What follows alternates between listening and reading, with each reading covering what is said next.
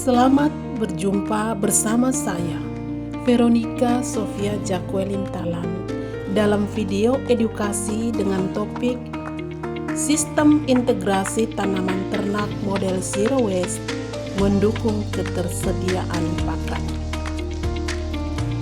Pakan merupakan faktor terpenting untuk perkembangan usaha peternakan sapi. Dalam perhitungan ekonomi, pakan menjadi titik pusat sebagai kebutuhan pokok konsumsi ternak harian. Faktor lingkungan dapat mempengaruhi besarnya pengaruh pakan terhadap produksi, sehingga biaya yang dikeluarkan untuk pengadaan pakan tidak bisa dianggap ringan. Biaya pakan bisa mencapai 80% dari total biaya produksi.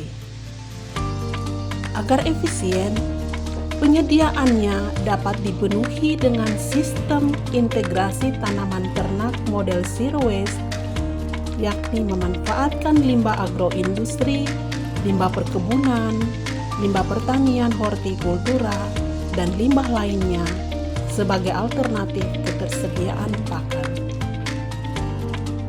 Nah, permasalahan yang sedang terjadi saat ini adalah adanya polusi lingkungan akibat kotoran ternak yang tidak dikelola dengan baik. Adanya penurunan kesuburan tanah karena ketergantungan pada pupuk kimia sintesis. Adanya ketergantungan pada pakan konsentrat impor dan pupuk kimia.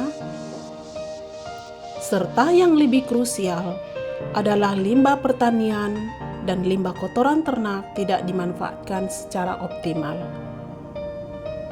Sistem integrasi tanaman ternak model Zero Waste adalah salah satu solusi untuk menjawab masalah ini dengan memanfaatkan setiap sumber daya yang ada secara maksimal untuk menciptakan ketersediaan pakan yang berkelanjutan. Mengubah aliran limbah menjadi aliran produk. Manfaat dari sistem integrasi tanaman ternak model Zero Waste antara lain, dari aspek ekonomi, dapat lebih menghemat biaya pakan sehingga dapat meningkatkan pendapatan. Dengan demikian, terjadi peningkatan ketahanan usaha. Dari aspek lingkungan, dapat mengurangi polusi, dapat mewujudkan pertanian berkelanjutan, dan dapat mengurangi emisi gas metana.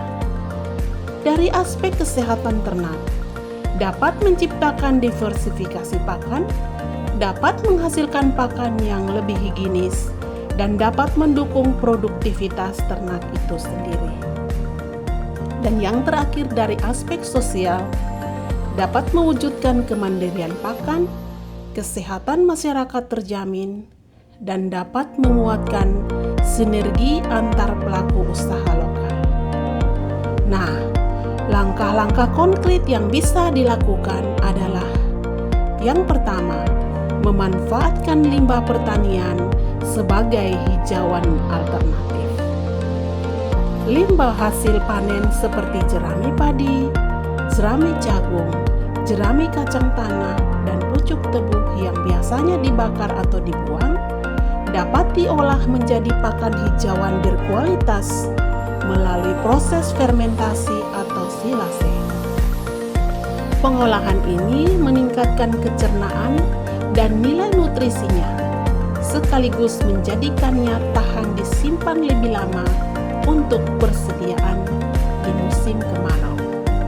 Yang kedua, budidaya hijauan dengan pupuk dari limbah ternak.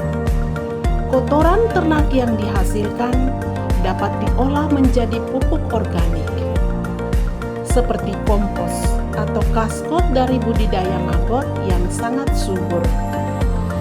Pupuk ini kemudian digunakan untuk memupuk tanaman hijauan unggul seperti rumput gajah, Indigofera atau Kaliandra, dan jenis rumput lainnya. Siklus ini menciptakan sistem yang mandiri, di mana ternak menggunakan pupuk untuk menumbuhkan makanannya sendiri. Dan yang ketiga, meminimalkan kehilangan dan pemborosan hijauan. Penerapan teknik tebang dan angkut yang tepat, tidak menggembalakan langsung, serta penyimpanan yang benar dapat mengurangi hijauan yang terinjak-injak, tercecer atau busuk, sehingga lebih banyak pakan yang sampai ke ternak.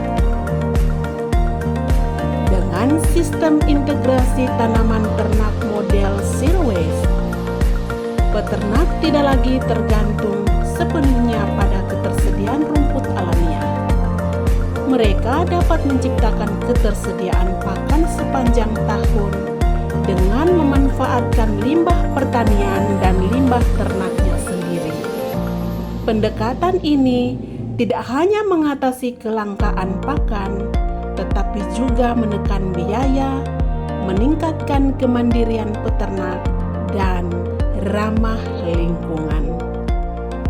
Ubah limbah jadi pakan, wujudkan ketahanan pakan.